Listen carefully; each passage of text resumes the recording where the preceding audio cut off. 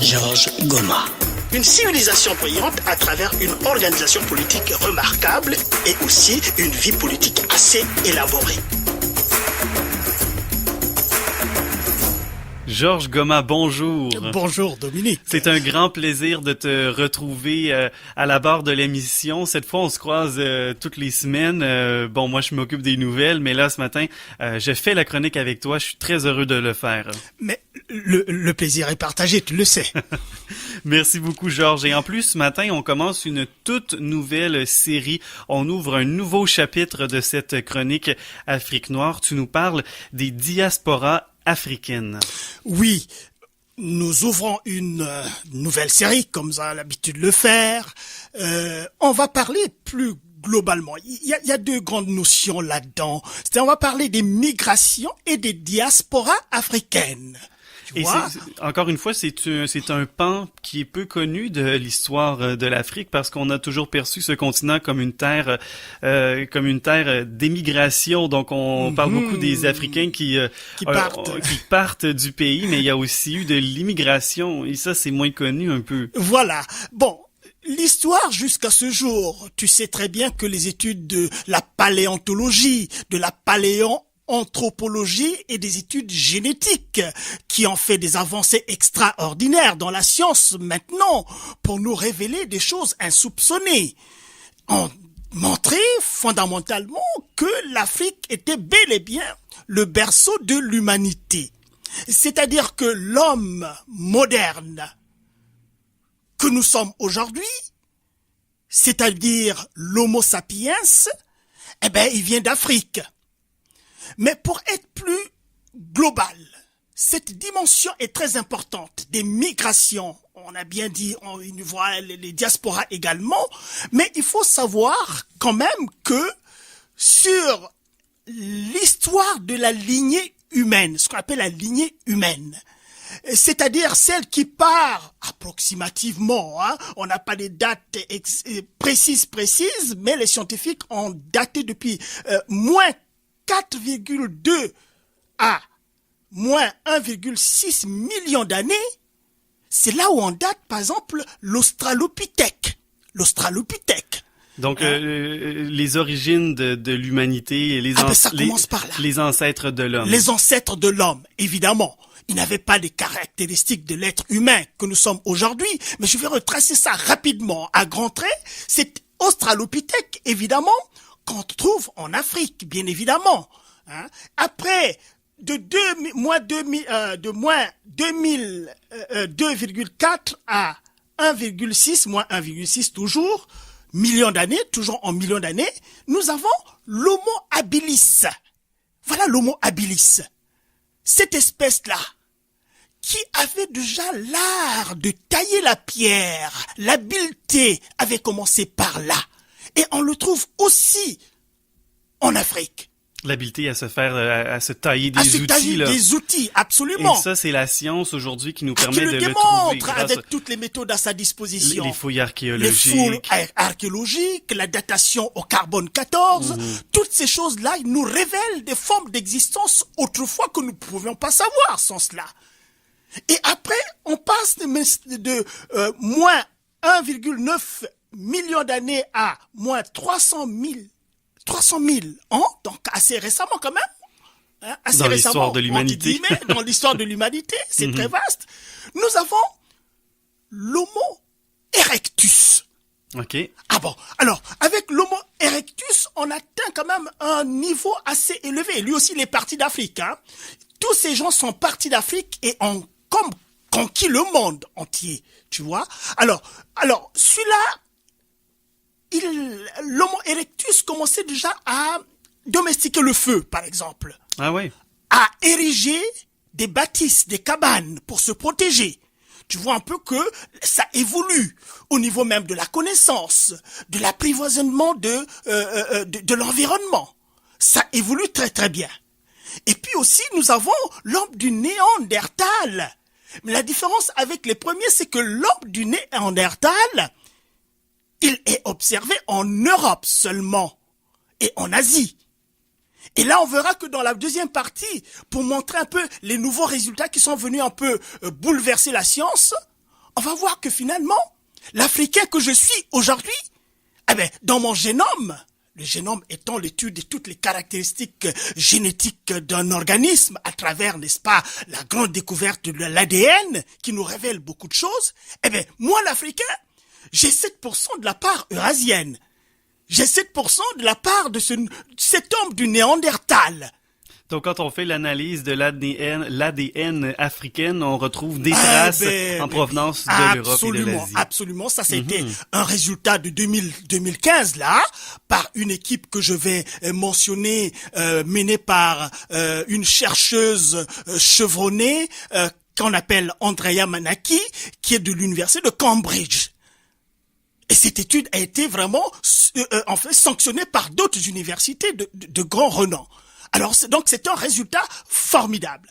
Donc, cet homme du Néandertal, évidemment, et après l'homme du Néandertal qu'on trouve en Eurasie, évidemment, il arrive maintenant l'homme moderne que nous connaissons aujourd'hui. C'est-à-dire, l'homme moderne, c'est cet homme, cet Homo sapiens. Et cet Homo sapiens aussi est parti d'Afrique, évidemment, qui s'est étendu dans le monde entier. D'où l'image du berceau de l'humanité que tu nous proposais tout à l'heure. Absolument, d'où l'Afrique comme étant le berceau de l'humanité. C'est-à-dire que même si les recherches qu'on va évoquer ici, pour montrer la part eurasienne de l'Africain que je suis, ça ne me remet pas en cause les vérités scientifiques qui se sont confortées jusque-là, une fois de plus, en utilisant la science, la vraie science, avec des méthodes aussi, n'est-ce pas, reconnues par la communauté des scientifiques qui nous révèlent finalement les formes d'existence qu'il y avait autrefois. Ça, c'est génial, ça. Tu vois. Donc, c'est Homo sapiens que nous sommes, parce que c'est l'Homo sapiens qui a survécu. Ah, il faut savoir que les autres espèces du genre Homo, on a bien vu, donc, l'Australopithèque, on a vu l'Homo habilis, l'Homo erectus, et toutes ces espèces-là se sont éteintes. Ces espèces-là. C'est la loi de Darwin, finalement. La loi de Darwin, oui, les plus forts qui bouffent les plus faibles. Voilà. Mais en tout cas, ce qui est bien évident, c'est que toi et moi, nous constituons un peu ces Homo sapiens, et la grande part de ces origines sont situées en Afrique. Voilà. Donc, de nouvelles connaissances scientifiques qui viennent vraiment bouleverser nos connaissances. Voilà. Parce qu'il y a une vingtaine d'années, on s'imaginait le continent africain comme on dirait comme s'il ne faisait pas partie de l'histoire de l'humanité. En fin de compte. Mais on l'oubliait un peu. On l'oublie un peu. On l'a oublié. Il y a eu une certaine malhonnêteté scientifique aussi à ce niveau-là, parce que les scientifiques, ils le savent, les choses depuis très longtemps. Il n'a qu'à voir les études de Cheikh Anta Diop qui démontrent fondamentalement avec l'antériorité de la civilisation noire ou nègre, où il démontre c'est lui qui a découvert quand même la méthode de datation au carbone 14. C'est pas peu de choses, ça, c'est très important. Donc je pense que au cours de l'histoire, même les scientifiques ont fauté. Ils ont fauté parce qu'ils ont choisi, n'est-ce pas, de couvrir un pan entier de notre histoire humaine. Et ceci est une faute très grave. Parce que, écoutez, les scientifiques, quand ils publient, on leur fait confiance parce qu'ils sont payés pour faire ce travail-là. Donc on suppose que les travaux qu'ils mènent doivent servir à l'humanité. Et fondamentalement, la science n'existe que pour que ça soit au service de l'humanité. Comme disait l'autre, science sans conscience, Rabelais, je vais dire, science sans conscience n'est que ruine de l'âme. On sait que la civilisation en Amérique du Nord, en Amérique tout court, s'est développée assez récemment. Hein. Québec a quelques 400 années d'histoire. Or, en Afrique, ce que les scientifiques ont montré, les scientifiques ont trouvé des traces de civilisations très anciennes en Afrique. Oui, absolument. Mais c'est tout l'histoire de la paléontologie, la paléoanthropologie aussi, la paléontologie et la paléoanthropologie. Hein, c'est deux sciences tout à fait différentes, parce que l'anthropologie, c'est l'étude de toutes les caractéristiques de l'être humain.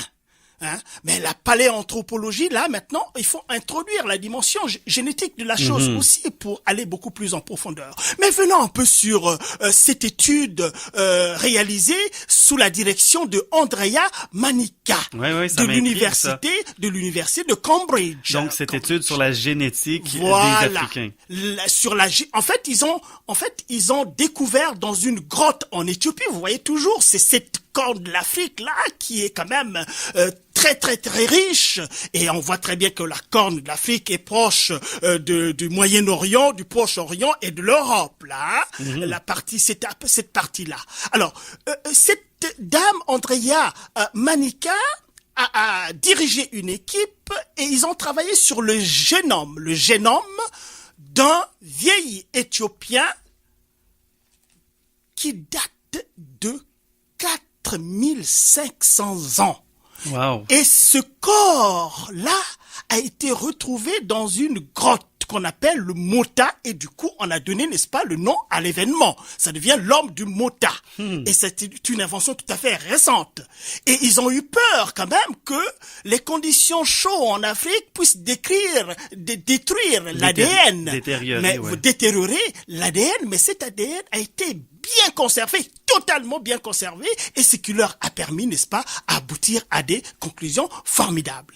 Donc, un travail sur le fossile de cet Éthiopien, et qui aboutit à la confirmation que les Africains actuels comptent parmi les ancêtres des agriculteurs venus du Moyen-Orient. Ah ouais. Ah, ça c'est génial, ça. Qui viennent. En plus, c'était des agriculteurs. Voilà. On arrive même à décrire, n'est-ce pas, les activités que faisaient, n'est-ce pas, ces personnes-là. Donc, la description du génome complet de cet Éthiopien suggère que les Africains vivant aujourd'hui tiennent, en plus, ils vont jusqu'au pourcentage. Ils tiennent une part très importante de leur hérédité, jusqu'à 7% de ces ancêtres-là. Tu vois? L'ADN qui nous révèle beaucoup de secrets. Qui nous révèle beaucoup de secrets. Alors, donc, l'origine aussi, en plus, ils vont jusqu'à dater cette origine. Ils disent très bien que les populations sont en provenance du croissant fertile. Le croissant fertile, tu sais ce que c'est, le croissant fertile? On est au Moyen-Orient encore. Ah, ben voilà, on est encore au Moyen-Orient. Eh ben, ça, c'est une zone géographique qui est irriguée par les fleuves que l'on connaît, qui sont très célèbres, qui sont le Jourdain, qui sont l'Euphrate, qui sont le Tigre, et qui sont le Nil. Voilà, c'est ça qu'on appelle le croissant fertile. Évidemment, dans du désert, quand on a un croissant fertile comme ça, l'agriculture, eh ben, on en profite pour faire cette agriculture-là.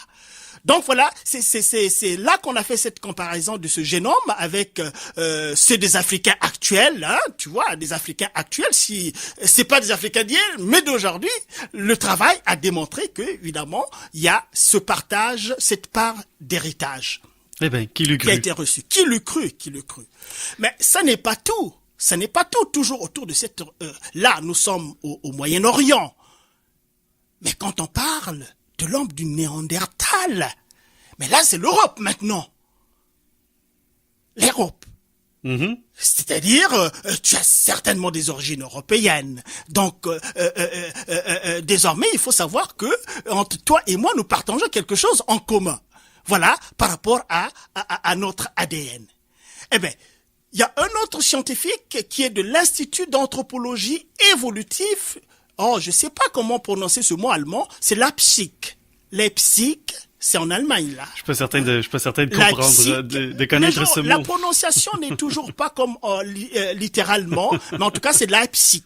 Hein, comme ça qu'on... Alors, ce chercheur est le pionnier des études paléontogénétiques. Alors, il a trouvé dans le travail mené par Madame Manica, là, comme étant un travail extraordinaire qui vient vraiment bouleverser des connaissances conforté jusque-là. Il y a une proximité entre le continent africain et l'Europe, voire le Moyen-Orient, une proximité géographique, mais je suis particulièrement étonné de savoir qu'il y a aussi des ancêtres qui venaient de l'Asie, là. Ah ben bien sûr que oui, mais on va le voir au cours des séries qui vont venir, les mouvements migratoires à ce moment-là, parce que quand tu regardes un peu l'Inde, quand tu regardes un peu en Indonésie par exemple, tu vois bien des Noirs là-bas, non?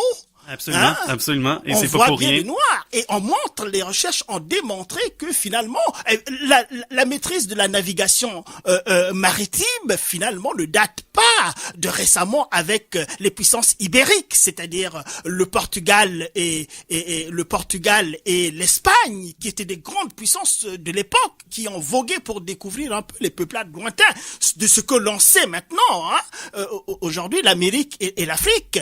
Mais bien avant, même la haute antiquité, même avant, voilà, les Africains se déplaçaient. Mais on se demande comment ils faisaient pour traverser les océans. C'est une belle question. Et puis on pourra dire aussi peut-être que la terre immergée était peut-être comment je peux dire ça, c'était en un bloc. Et puis il y a eu la séparation des continents. Oui, il y a ça tu vois, aussi, il y a aussi c'est là qu'il faut prendre les plaques tectoniques qui bougent tout le temps et qui font que évidemment les continents se soient séparés. Mais je voudrais quand même parce que le temps passe, on va vers la fin, mais la part du Néandertal là, cette part du Néandertal, les scientifiques sont arrivés à établir le patrimoine génétique originaire donc de cette Europe-là à 0,2 à 0,7%. C'est zéro, mais c'est quand même une trace importante. Une trace de l'homme du Néandertal, voilà, c'est-à-dire de l'Européen dans le patrimoine génétique de l'Africain actuel. Donc, c'est de te dire que il y a eu, comme tu l'as dit dès le départ, il y a eu des mouvements migratoires qui sont partis d'en dehors de l'Afrique vers l'Afrique.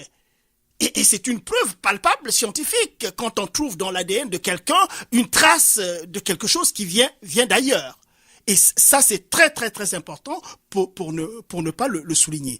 Et une autre chose aussi, on pourrait dire, mais oui, mais on parle de l'Afrique du Nord, ainsi de suite. Mais non! Cette part de l'héritage génétique a été aussi trouvée dans la communauté Yoruba. Les Yoruba, on les trouve au Nigeria. Et ça a été en même temps trouvé chez les Pygmées Mbuti, ou bien Bambouti, qui sont en Afrique australe.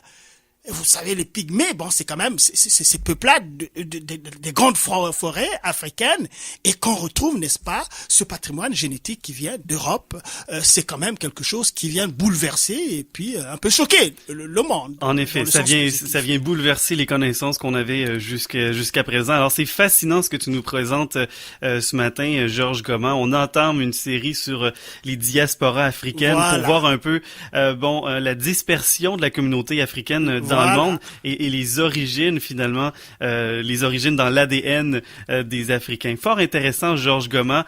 Tu trouves toujours tu as toujours le tour de nous surprendre et de nous arriver avec des nouveaux sujets pour nous faire découvrir des pans méconnus de l'histoire africaine. En tout cas, Chronique d'Afrique noire existe pour ça.